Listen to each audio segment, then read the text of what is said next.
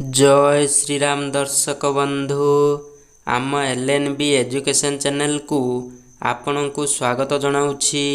एही वीडियो रे आमे केते गुड़िए गुरुत्वपूर्ण कथा गुड़िकर क्विज विषय रे आलोचना करिबा। तेणु दयाकरी वीडियोटी को शेष पर्यंत निश्चय देखंतु। आसंतु डेरी न करी वीडियोटी को आरंभ करिबा। आजिर प्रथम प्रश्न, केउ पत्रर रस पीले मुहर सबु व्रण दूर हो जाए? एहार सठिक उत्तर हेउछि नीम पत्र। नीम पत्र पीवा द्वारा मुहर सबु व्रण दूर हो जाई थाए।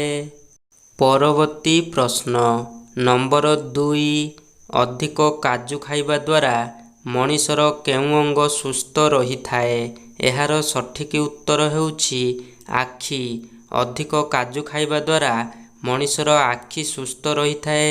परवर्ती प्रश्न नंबर 3, केउ परिबा केबे पाचे नाही? एहार सठिक उत्तर हेउछि भेंडी।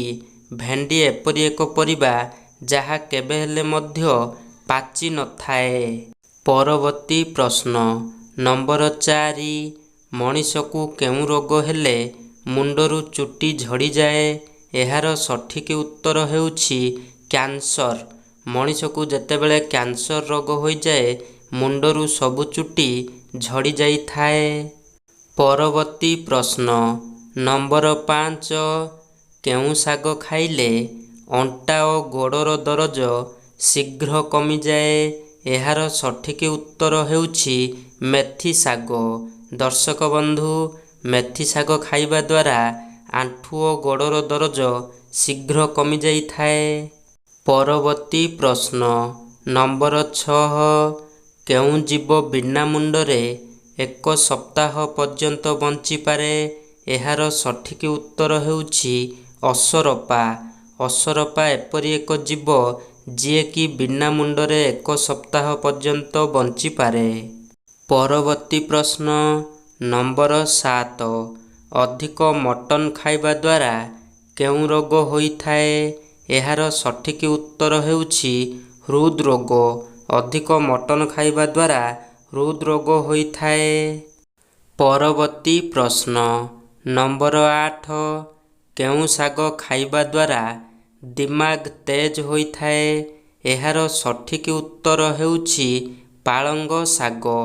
पालंग साग खाइबा द्वारा मनीषर दिमाग तेज होई थाए।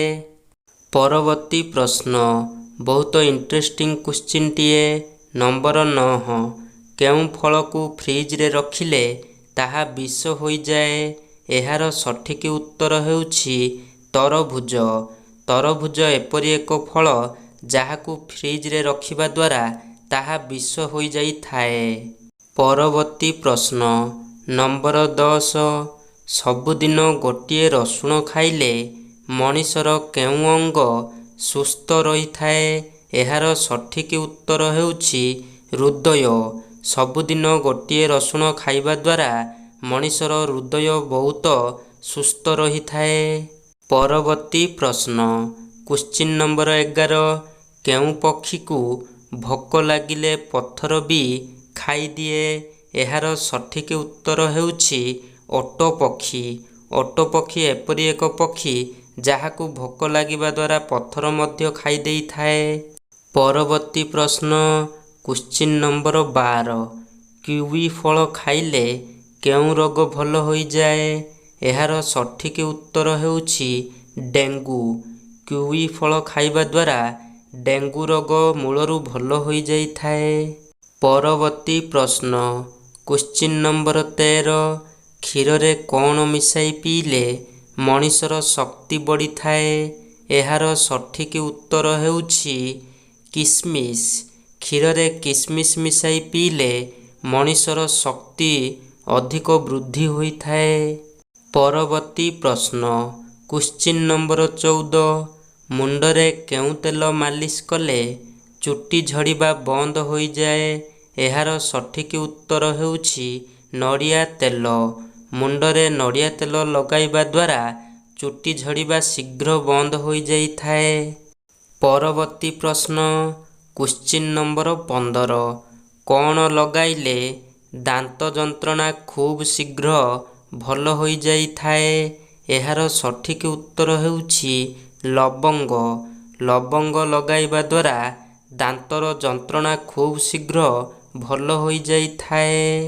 ପରବର୍ତ୍ତୀ ପ୍ରଶ୍ନ, କ୍ୱେଶ୍ଚିନ୍ ନମ୍ବର 16। କେଉଁ ପତ୍ର ରାତିରେ ଚୋବାଇ ଖାଇଲେ ସକାଳୁ ପେଟ ସମ୍ପୂର୍ଣ୍ଣ ରୂପେ ସଫା ହୋଇଯାଇଥାଏ?